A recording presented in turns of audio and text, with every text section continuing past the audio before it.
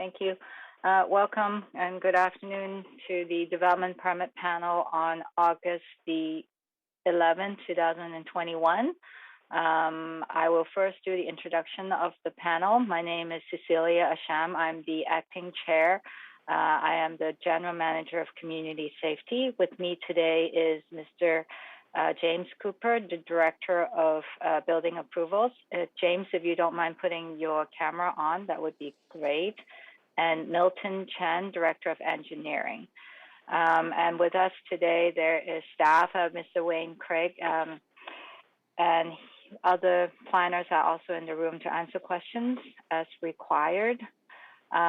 First, just to let you know, the session is being recorded, and the panel deals with form and character of the development. The land use has already been decided during the rezoning, so we will not be dealing with any land use or density issues today. So as far as form and character is concerned, we'll be dealing with parking, architecture, access, landscaping, lighting, that kind of issues.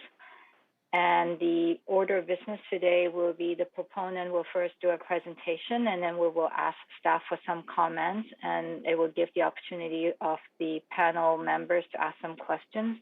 And if there are any public comments or questions, we would take that after that.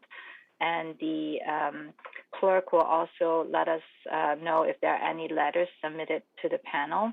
And then after that, the panel will deliberate, and the report, if it is a favorable outcome, then the application will be sent to council for their review. At that point in time, there is no opportunity for the public to delegate to council, and council may choose to hold public hearing if they choose.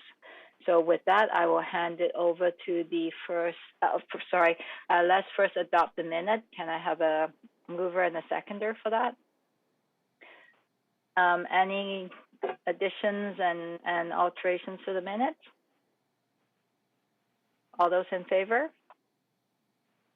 Okay, thank you. Minutes adopted. The first item is development permit application 1776813, and the applicant is 1244013 BC Limited, and the property address is 4226 Williams Road, and it is for the construction of two duplexes at 4226 Williams Road on a site zoned arterial road to unit dwelling, RDA. And the applicant is here. And who will be the speaker? I'll be speaking, Brad Doré, on behalf of Khalid Hassan, the property owner. And can you just read your address into the record as well, please? We're presenting for 4226 Williams Road. So this first came through under a previous owner and a previous architectural firm for it. So we've taken over. And what we've done with the project is we've tried to pull back a little bit of the massing for the property. So we have the proposed property 4226 being divided into two pieces, right? You have front-back duplexes on either side of the property with a shared drop aisle down the middle for it. We're creating, approximately 1,800 square foot units front and back on each of the properties. You can see in the streetscape here that we have single-family dwellings, probably late 1990s, early 2000s, single-family dwellings to the west. We have the Jehovah Witness place of worship to the west of the property. What we've done different from what was previously proposed on it is the previous application had a lot of gabled roofs that brought the massing a lot further forward if you look in the side elevations here, we've gone to hipped roofs on almost all of the roof forms on it. We've taken the upper floor massing and we've tried to spread it apart a little bit more to provide more access to daylight through the middle of the duplexes when you're looking at them from the side views here. We've tried to incorporate, with staff, we've incorporated accessibility in the back units of each of the two front-back duplexes. We've also put in the opportunity for aging in place in the front two units of each, or in the front units of each of the two duplexes. We've looked at the implications of the shadows on their properties. I don't think there's any impact whatsoever for the place of worship to the east of the property. They've got mostly parking down the side. To the west, where we have the single-family dwellings, again, this is where we were trying to open up the massing between the two units to have less of an issue for the overshadow on those two properties. The lighting plan on it, we've gone through and we've tried to keep the lighting to a minimum at the fronts of the property, but to keep it well lit for the common parking plaza that is fairly tight between these units. There's not an excessive amount of space given the parameters that we're working with within them. With the landscape on it, we have the opportunity with these units that the front units will have, really nice access to outdoor living space out the front. The rear units with their access to outdoor living in the back, well landscaped and treed for privacy in each of the units. The site's currently cleared and ready to go with regards to the existing house and trees that were on the property. The landscape plans here show us what's being covered with the live permeables versus the hardscapes on it. We had previously tried to landscape quite excessively down the sides of the property, but we found that access was necessary down the sides, and we wouldn't be able to landscape as much as we would have liked to on the properties. These are front-back duplexes, so they almost cater more to the single-family dwelling appearance of them, and that's what we've tried to achieve with these revised elevations on them, is to be quite in harmony with what is currently being built quite regularly throughout the city of Richmond in the single-family neighborhoods. That's the appearance that I think that they will give from the streetscape when you're looking at them, that they are not much different at all to the single-family dwellings to the west of them, and have been paired back quite nicely with regards to their massing. Any questions? If I could just have any clarification questions from the panel. Otherwise, I'll have staff comment first before panel asks questions. And I'm sorry, I can't see the other panel members, so you'll have to let me know if you. No questions right now. Thank you. So that being the case, I'll have Mr. Craig or whoever wants to speak on this application. Just a couple or a few comments, if I may, Madam Chair. There is a servicing agreement associated with this project for frontage works on Williams Road.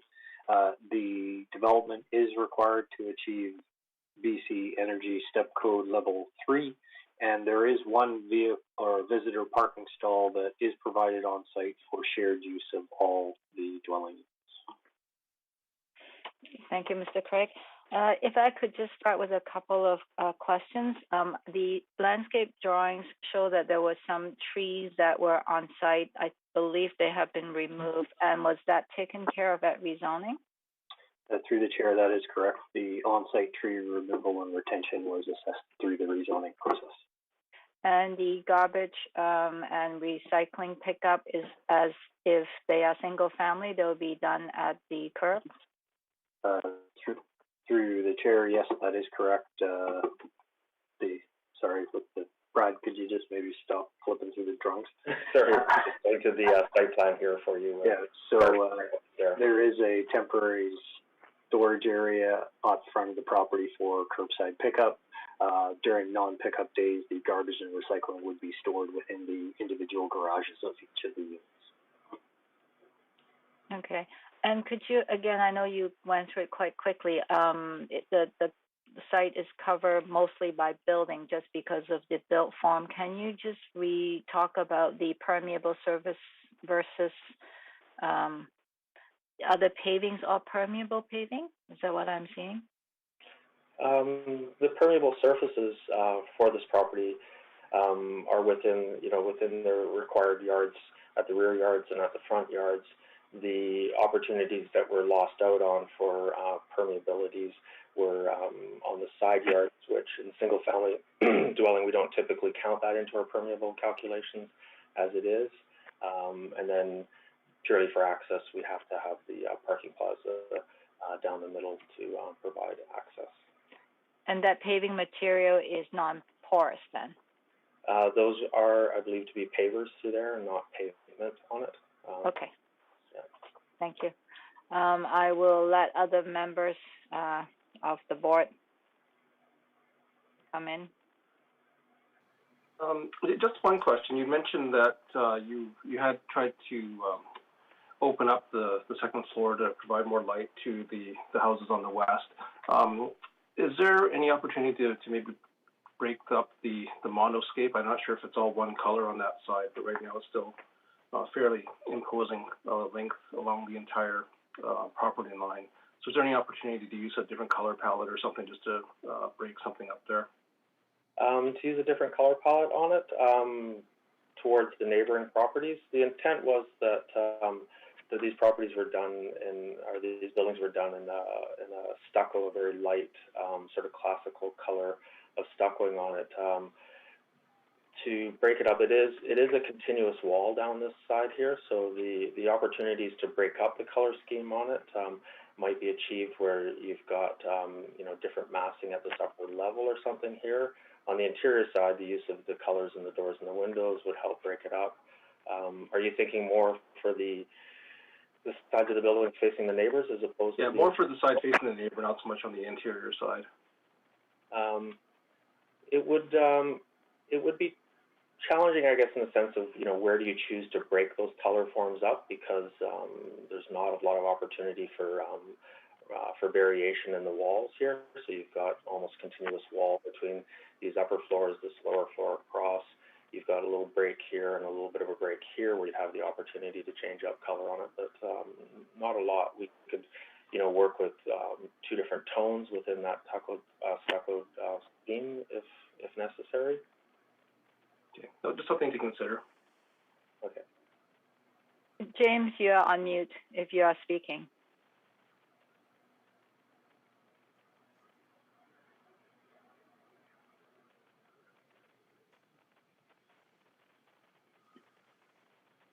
Okay, sorry about that.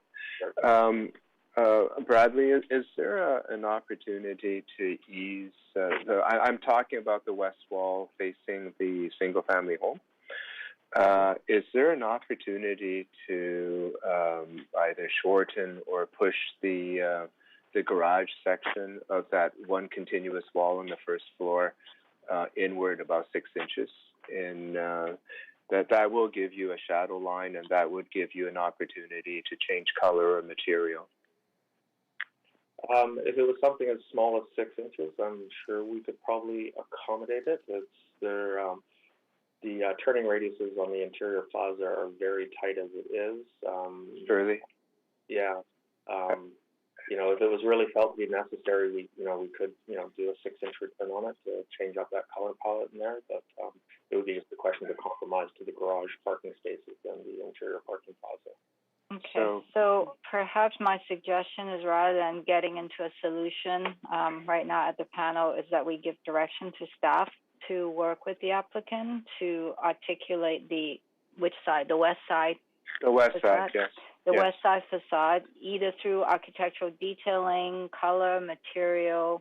We'll leave the means for the planners and the applicant to work out. Does that? We can take that direction, Madam Chair, yes. Thank you. Any further questions from the panel? Oh, actually, sorry, I have one tiny one. Again, on the west facade, you did talk about lighting to making sure that you keep that to the minimal. Is there any lighting on that west facade that might impact your adjacent neighbor? We haven't proposed any soffit lighting on the east or west elevations of the house. The proposed exterior / soffit lighting is only proposed to the front and to the interior sides of the units.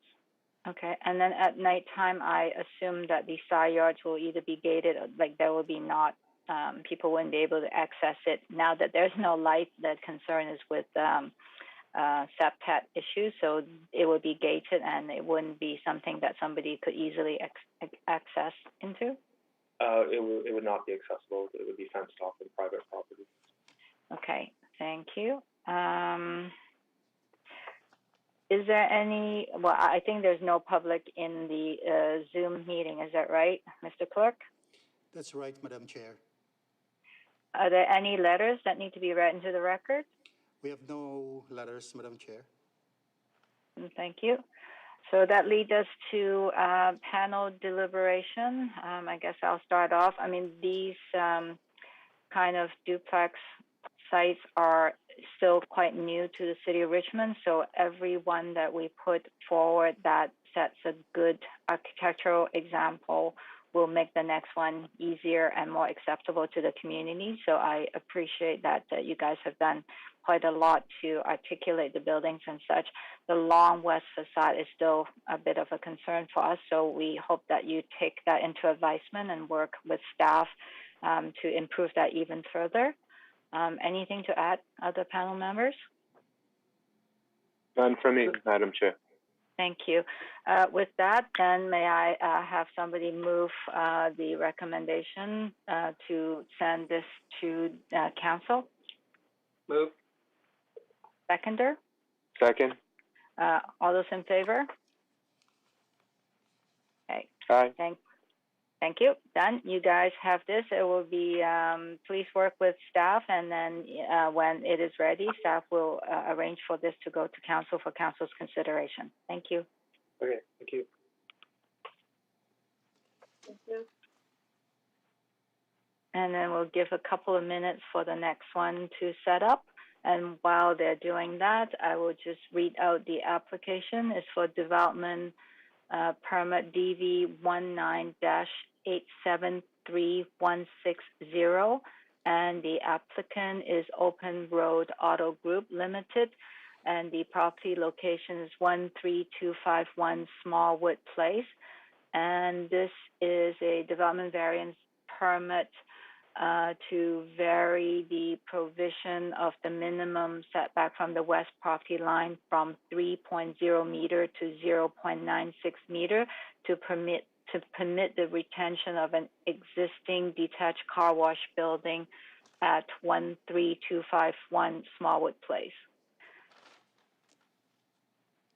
So if there is a presenter, and if you want to tell us briefly about this application, it seems quite self-explanatory. Yes, I will. If you can bring up the drawings. And the presenter, can you please introduce yourself and your address for the record? Not the property address, but your business address. So my name is Aziz Butwala with KZN Architecture in Vancouver. Our business address is 1500 West Georgia Street. If someone can bring up the drawings, or did you want me to share my screen? Yeah, you can share your screen. Thank you. Okay.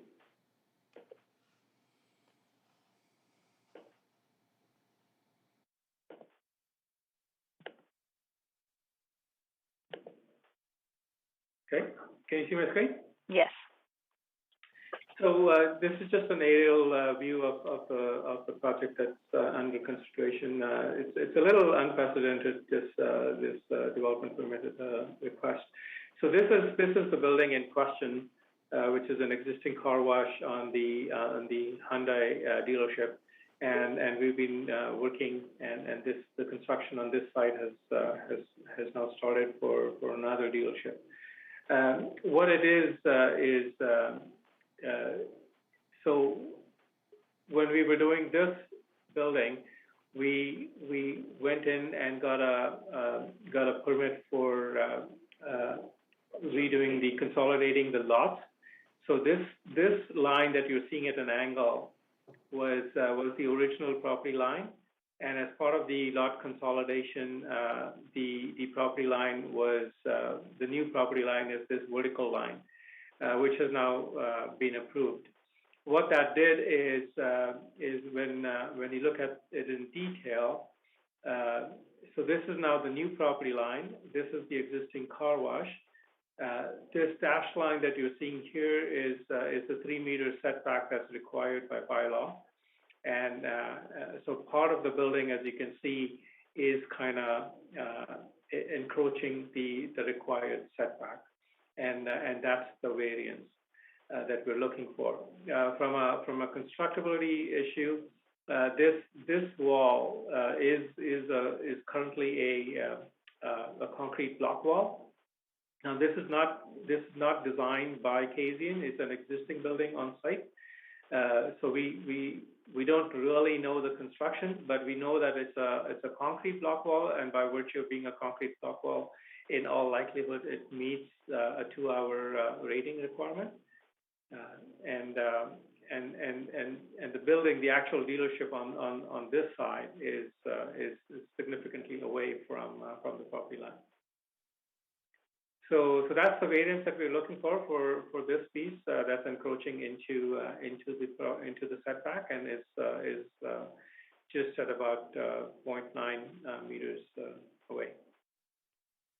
And the damaged car storage building, is that actually a building or just space? This one is just got walls on 3 sides. It's an open building. Okay. Not a building, it's just an open space. Open enclosure, I should say. Okay.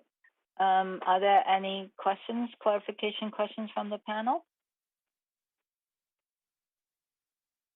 No, I'm good. Okay. Mr. Craig, anything to add?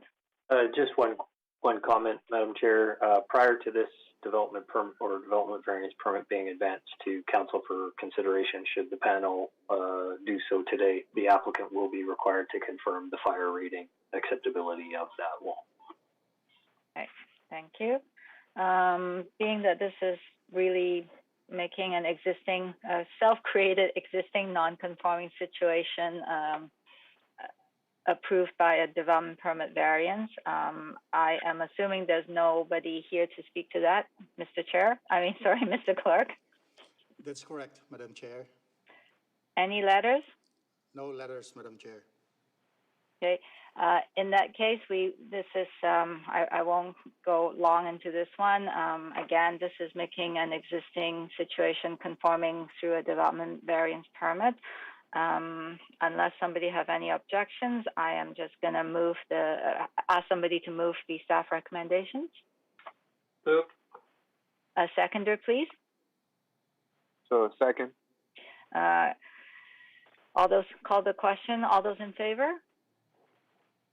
Aye.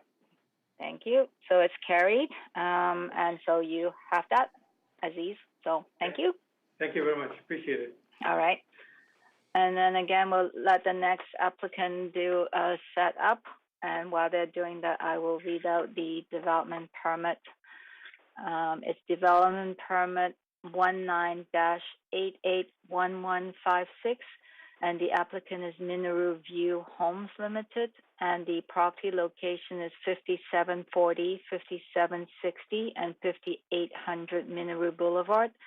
And the development permit application is for the construction of a high-rise mixed-use development comprising of office tower, retail on the ground floor, nonprofit social service replacement spaces, 429 dwelling units, including 88 low-end market rental housing at 5740.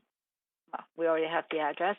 On the site zoned high-density mixed use and affordable rental housing, ZMU 46 in the Lansdowne Village. And the variance is for the minimum balcony setback to relax it from 2 meters to 1.5 meters above the second floor along Minaroo Boulevard frontage of the southwest residential tower and the east street frontage of the affordable housing building. So with that, the applicant's speaker, can you please introduce yourself and provide your address for the record? Sure. Gwyn Vose from IBI Group Architects. Thank you. 1166 West Pender is our address in Vancouver. And I'll just share my screen. And I see the landscape architect is here as well. We'll let the landscape architect introduce himself when the time comes. Yes, please share your screen. Great. We've also got our other applicant team. Tony Way is one of the lead designers, and a few others from the development group. They are sharing my screen now. Please let me know if you can see it. Yes, we can. Thank you. Great. So here we are showing the context map of our location with Lansdowne and Minaroo, and this blue site indicates our location. Very close to transit, of course, and all of that. So the building itself is, of course, 4 towers that are on a 4-story podium, 12-story on the north side, 13, 12, and 11. With the podium changing height from 3 to 4 to 9 to 5 between the buildings. I'm going to go to the next page. Roof plan, which illustrates all the open space available in the center of the building, and various rooftops with green roofs above, which you'll see in the landscape drawings shortly. Parking here is indicated as likely 1 below grade and then some at grade with loading on the next level. I'm going to keep going up. Here's the at grade level with its loading facilities and active frontages on all 3 sides. The south side is adjacent to a future lot, so that is where we have a 0 lot line condition for the majority, with a small portion where there's a statutory right-of-way for some services.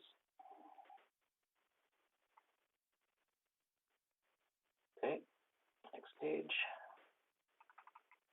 Again, the second floor has townhouses or ground or units that are facing the frontages, some office space, and some use for the non-market group. Carrying up, and double height for the loading, obviously. Non-profit. Yeah, non-profit.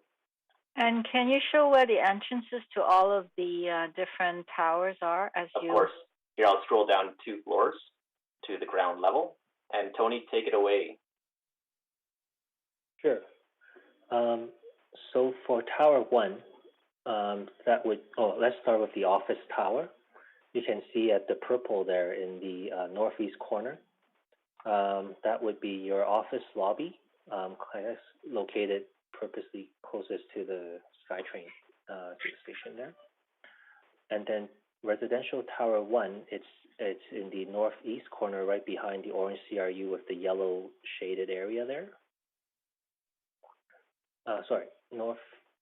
Northwest corner in the yellow. Yes. That's right. In the yellow there, not the orange. Yeah, that's right. And then Tower 2 would be the pink, further down. Yep.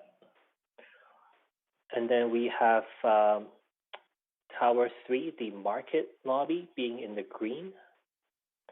And just right above that, right beside it, would be your rental and nonprofit lobby there. Yep. Okay. Carrying forward to the other plans, at the level of the amenity roof here, each of the different users has access to this open space, which we'll show further in the landscape drawings. That includes the office, the non-market, and residential. So the blue there is a dedicated indoor amenity for the rental users, and through the blue there's a pathway that the rental people can get out onto the common outdoor space. There's also a strip of outdoor space to the south, which people can access right off of the yellow hallway there as well.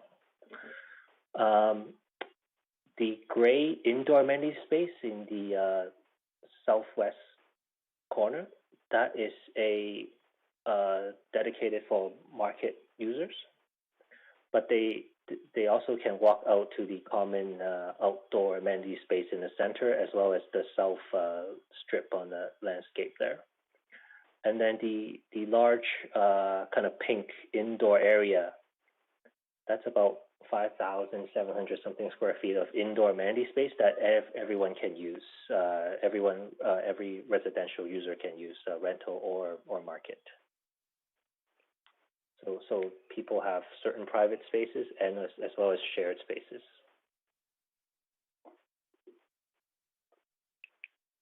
Okay, so I'm going to keep going up to the next page now.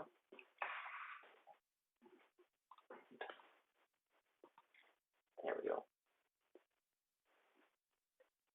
And again, you see the various uses indicated here for the different users. Carrying up past this floor, the building starts to peel away. Podiums. And can you just quickly run through the low income affordable housing, the 1, 2, 3 bedrooms? What is the mix? Go ahead, Tony. Okay, let me pull up my own chart here on the side.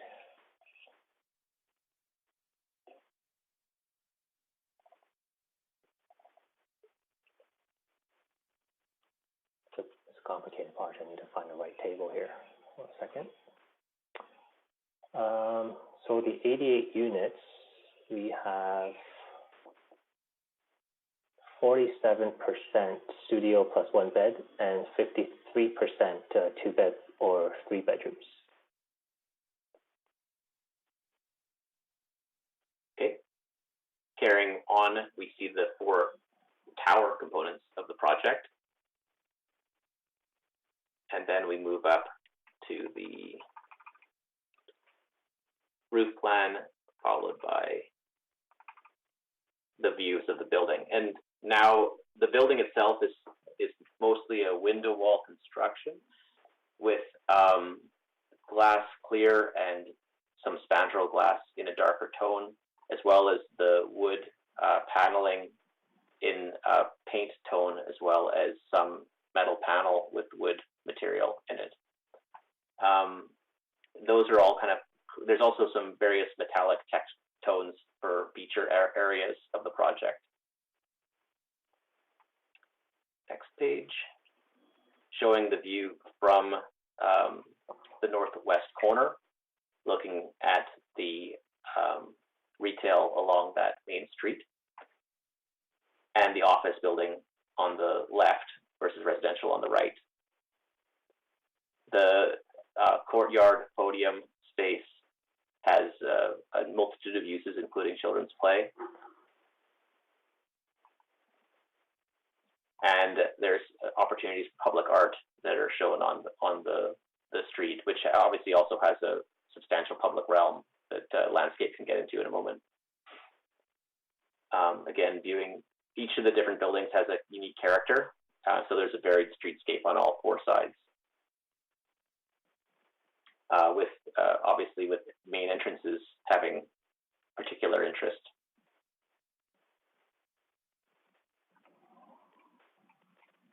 A view of the elevations. This is showing the south side, where even though it is going to be covered by a future building, in the interim time when it is exposed, we intend to make it look attractive for when it is visible.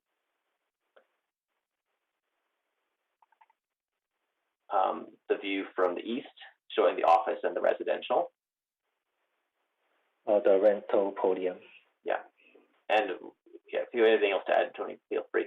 No problem. And then we move on to the street on north, indicating all the retail with a various retail units illustrated. Okay. And the building itself steps On the west is those townhomes that were mentioned and lobbies for each of the towers. A quick section illustrating the various components.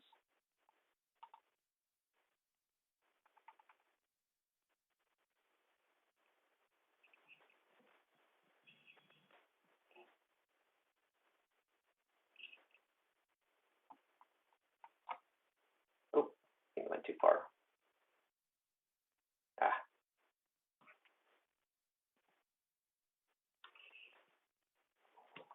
Okay, there we go. Now we're showing the detailed view of the entry as well as a screened area next to that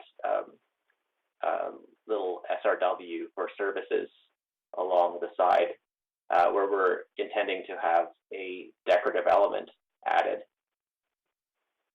And while you have that elevation on, the signage, are you taking a sort of master plan kind of approach? Or are you waiting till you get into individual tenants and then deal with it through the sign application? That would be our intention. Which one? The signage, we'd be doing it as we get the tenants involved. Okay. Okay. Next page showing the privacy measures and the screening of the mechanical equipment on the rooftop. Yeah, this is the showing Tower C, or I was referring to Tower number 3. That's Tower C. That is the on-site low-carbon energy plant that will be on Tower C because it is one of the higher buildings, so that it's sort of out of view, rather than putting it in a lower podium floor. And it will be screened nicely. Yeah. And the energy center will be one that is transferred over to the city? Yes. Okay. And this is the screen wall that we were referring to a moment ago on the side.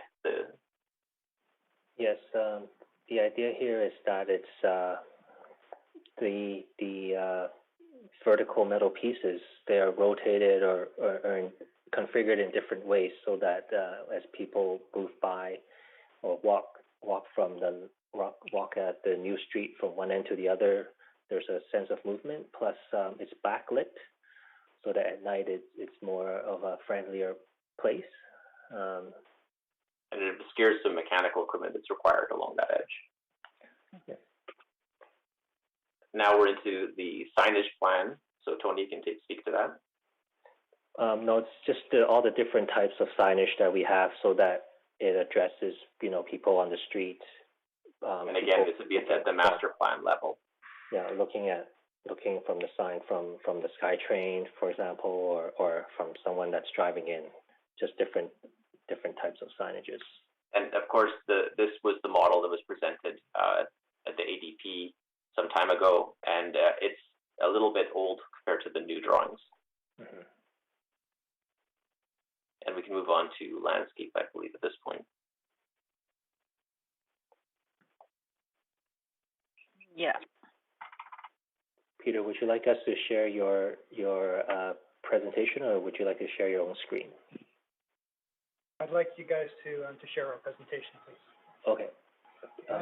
There's a landscape. Architect on the project, and my address is 1637 West 5th in Vancouver.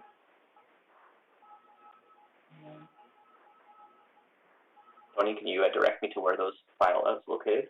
Yeah, it's the same folder as the presentation, but it's just there's a landscape file there.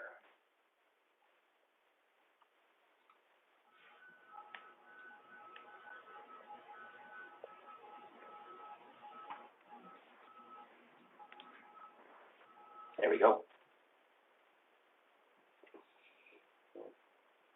Would it be this one? Yeah. Yep. This one? Okay. Perfect.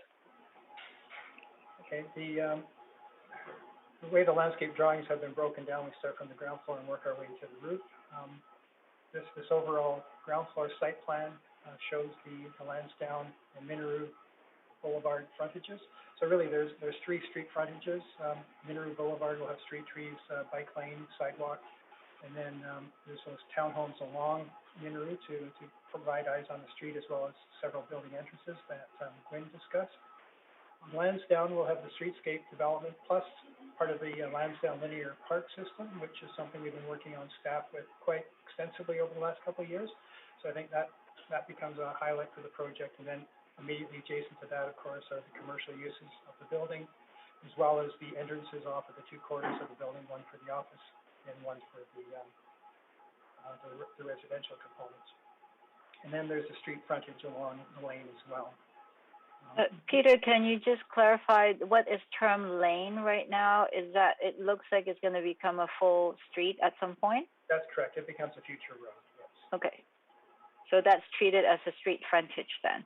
Correct. Yeah, there's street trees, boulevard, sidewalk, and then transition to, we have the affordable lobby entrance off of that street, for instance, and there's the parkade access and things like that come off of that street. Okay. And can you also talk about that funny little strip on the south side that I believe somebody said that there is a right-of-way or something like that in there? Yeah. Right now, it's a statutory right-of-way for a sewer easement, I believe, and so temporarily it's going to be greened up, and then we'll see how that evolves over time as the adjacent development happens, see how that impacts that space. I just want to add that it's not going to be accessible to the public space. Like that decorative wall element actually transition and becomes like a gate, so that it's fenced off in a nice way. Yeah, but there's a fence and gate shown on the drawing here right now for that space. Okay, next slide, please. There we go. This is a level 3 amenity that's accessible to, and you can see to the indoor amenity from all three functions on the building. And it's a fairly extensive space, which includes semi-private patios, lots of circulation, outdoor gathering spaces for social events, as well as barbecues. There's harvest tables, kids play, a large kids play area in two areas on the site. Large patios for gathering, and an open lawn area for badminton and things of that nature. And then on the south-facing courtyard, we have some garden plots, and again, kids play and some social spaces as well as barbecue and harvest tables. So there can be lots of folks living here, so there's lots of opportunities for social engagement on the site. And it's all supported by indoor amenity on all three buildings. Sorry, can you just clarify that the south outdoor amenity space is also accessible to everybody? Yes, it is. Yeah. Okay. There's that indoor amenity space on the affordable housing, and then there's some corridors and such that give direct access. The actual two roof decks are connected by a corridor through the building, for instance, so it's all accessible for all users. And are the two play areas geared for different ages? Yeah, the younger kids would be on the south one, and the larger one in the central courtyard is for the older kids. So there is a split there. And you may be going into a different slide with that, but the type of play equipment on both of those areas?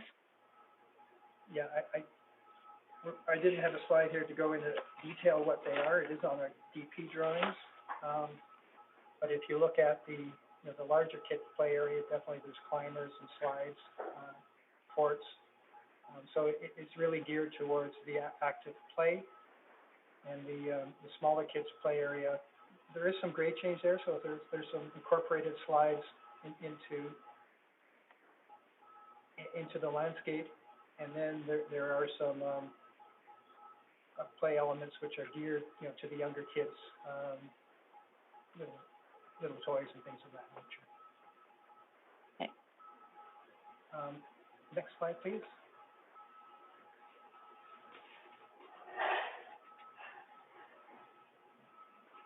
So So as we step up the building, you saw that with Gwen's presentation, there's a series of other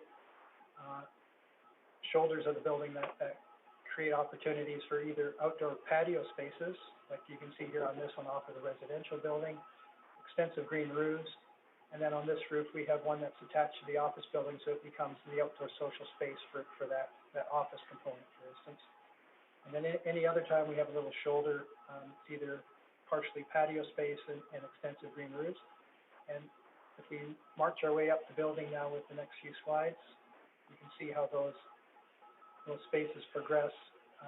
You can see here again, it's some private patios, some planting, and some extensive green roofs. So wherever we have the opportunity, as we step up the building, we've added green to the roof. Next slide.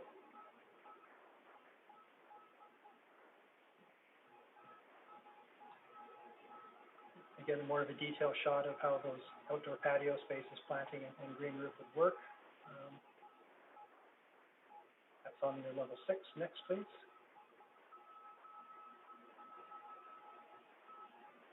And here, off of level 9 on the residential building, there's another common shared open space with one guy's deck out there. So it has an outdoor kitchen and other elements for enjoying the landscape and socializing. Extensive green roof up on as we get up to level 10, and it's patterned and accessible and connected to the green roof and the again another space outside of the office building. So we try to take advantage of all the roofs provided to us. This is just a summary of the calculations for various types of open space, green space, active space that's required on the Richmond projects, and it shows that we've met the requirements of the guidelines. A couple cross sections here showing streetscapes. Mineral Boulevard is the one on the top left, showing how the breakdown between the pedestrian access, bike route, street trees, and the townhomes. And then this is what we're calling the laneway frontage, which is going to be the new street. Shows you how that transition is going to work as well, with street trees, sidewalk, and then access to the building and various other functions that happen along that interface. And then a couple of cross sections through the roof itself, the podium level, showing how the outdoor patios are separated from the active space itself.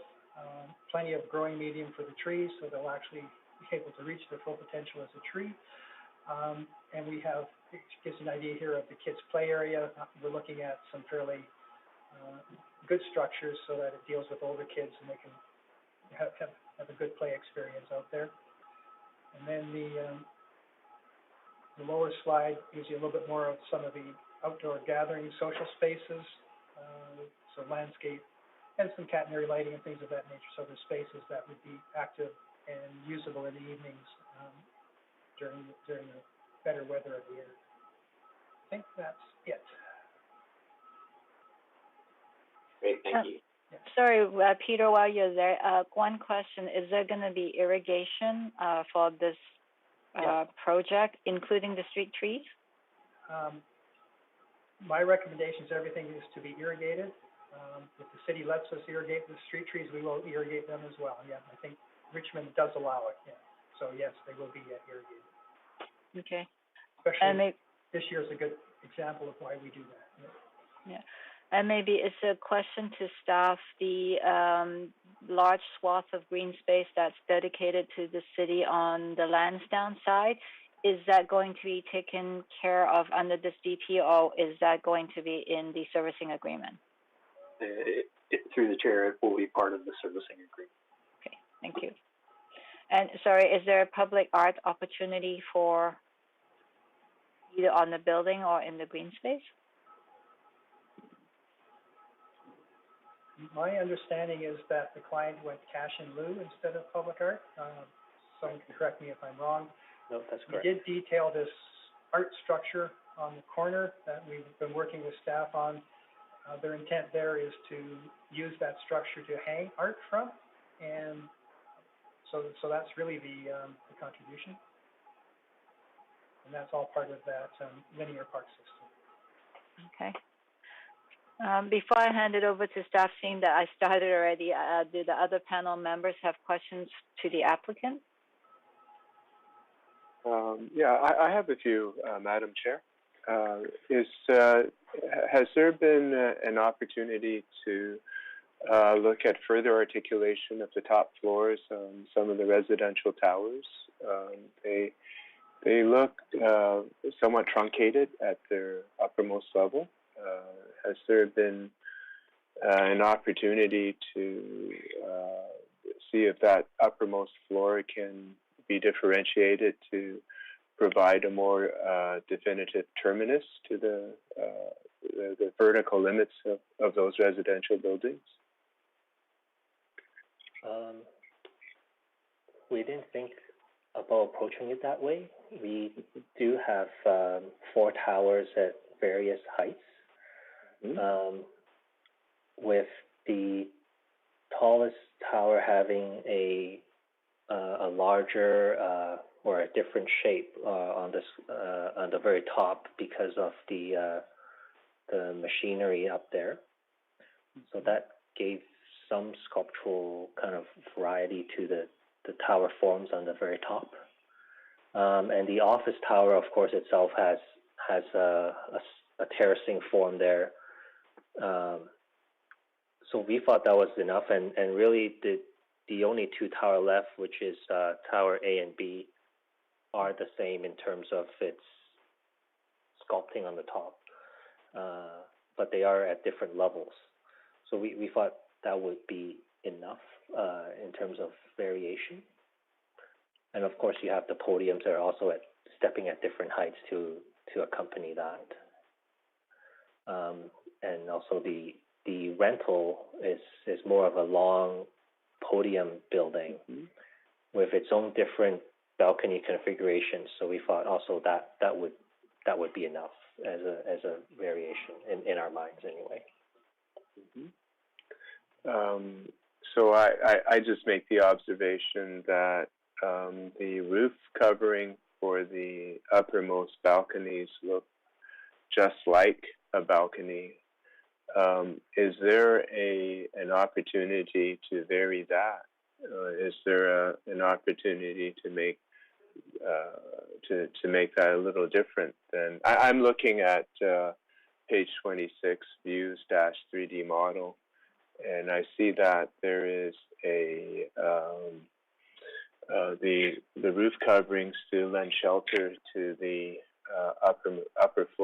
uppermost floor balconies look just like a balcony. So I think that in a sense in those 2 towers and the views sort of make for a certain amount of homogeneity, and that and there is a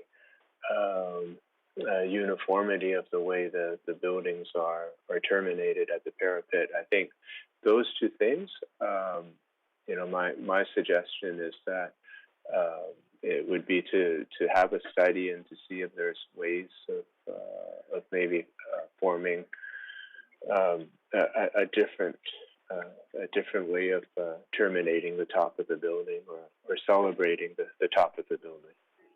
I think that's a good point. I mean, those balcony slabs definitely don't have to be the same as the balcony below. They are there just for weather protection right where the doors are. It could be even glass canopies or something else. So we could take a look at that. Thank you. Okay, and with that, maybe we'll give direction to staff to work with the applicant to look at further articulating the top floors of the Tower A, and which towers are these ones? Tower A and B? B, C, and B and C actually were the ones that you on the view. What's shown as towers. Help me. It looks to be like A and B. A, B, C. Yeah, they're A, B, C. Correct. All the residential towers. We can look at all 3 of them. Okay. Is that direction? Staff can take that away, Mr. Craig? Yes, Madam Chair, we're happy to work with that direction. Thank you. Any further questions from the panel? Milton? Yeah, just one small comment. Just on the new road in front of where the rental housing is going to be. Obviously, there's going to be a transition down to the building to the south. So I would just comment that that attention's paid to that, just to make sure that it doesn't look like it's a remnant area, just to keep it more vibrant in the interim condition. It's difficult at this point because right now you're just trying to match stuff to the ultimate, but it is going to have to kick back over. So I just ask that that be taken into consideration. Okay. And this property, just a question on that, this property having 3 frontages, and I think you show that the loading is all internal, so it's not anticipated for any lay-bys on either Minaru or the new road. Yes, it's all internal. Okay. And that is, and the parking and loading is, I didn't see a variance, so I'm assuming that meets the zoning requirements from staff. Thank you. I see Mr. Craig nodding. Thanks. Okay. Any further questions from the panel? Just one, Madam Chair. I wonder if the landscape architect could comment on the design of defensible spaces for those townhouse or podia private green spaces. On which level? I'm sorry, you cut out a little bit. Sorry, the floor, the ground floor level. Thank you. Peter? Yeah, can you just zoom in onto those townhomes and then we can talk about it? So you can see here that these townhomes are raised. Townhome patios are raised, so there's a series of retaining walls. So there's a gate that's tied into the retaining wall system, so that's your first level of defense.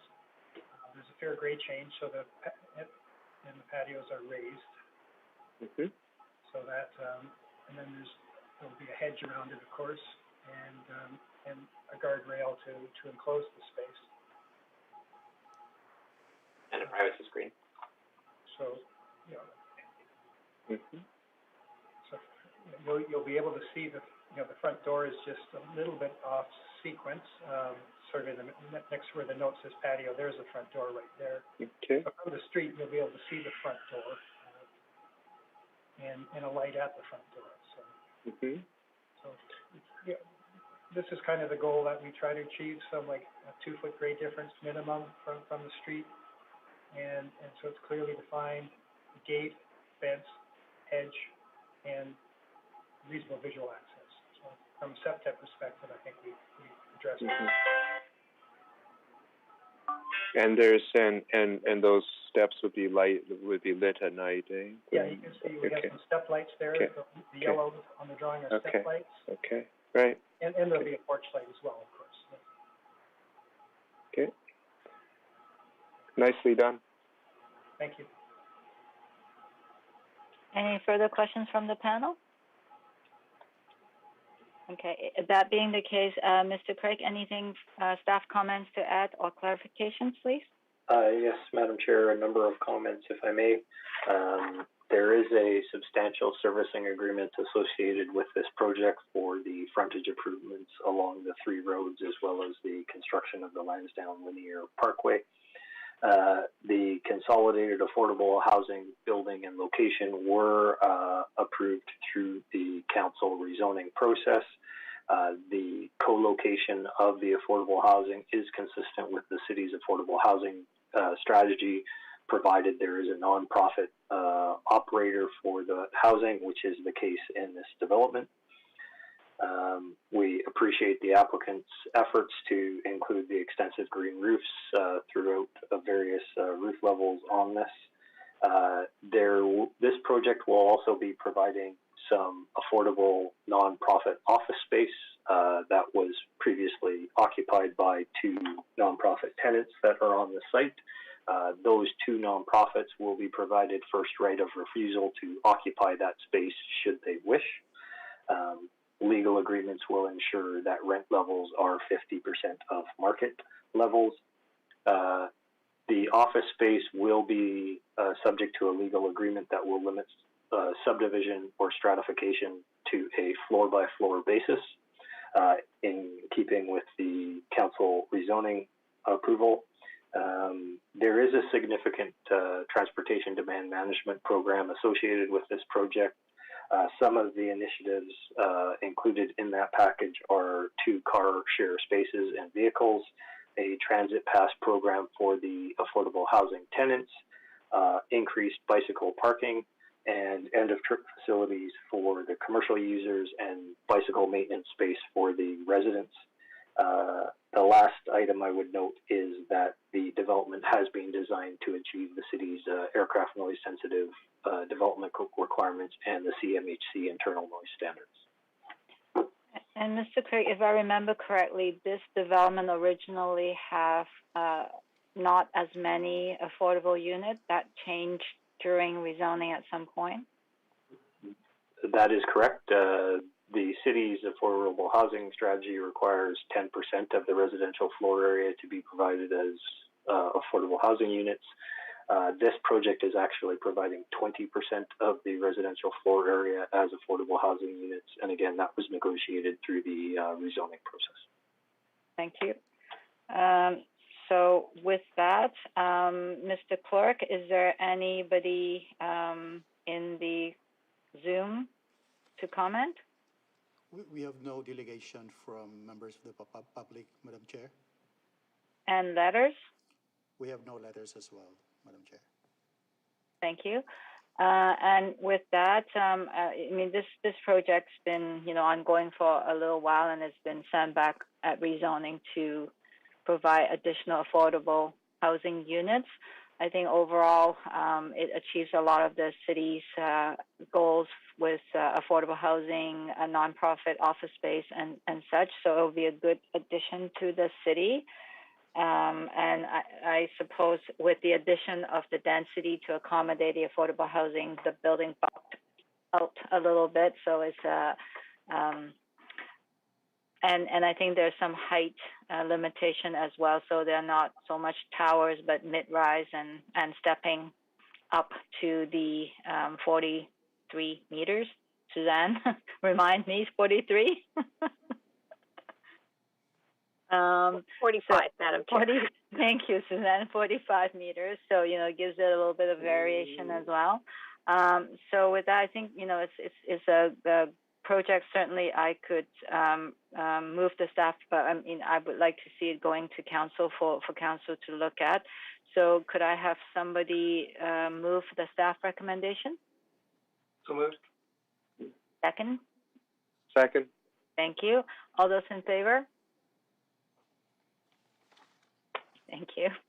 All right, so it's carried. And so this will go forward. One staff has finished working with the applicant on a couple of those small items.